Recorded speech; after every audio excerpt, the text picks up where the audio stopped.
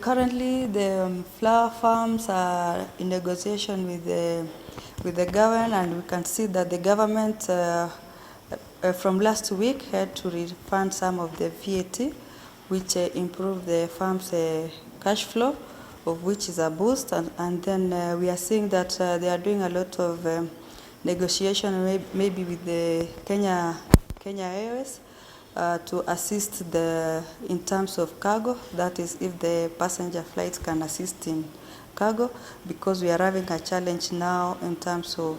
freight, which is the capacity now is below around 60%. So to get capacity to freight is also expensive, because the freighters are increasing the charges per kilo in terms of freight costs.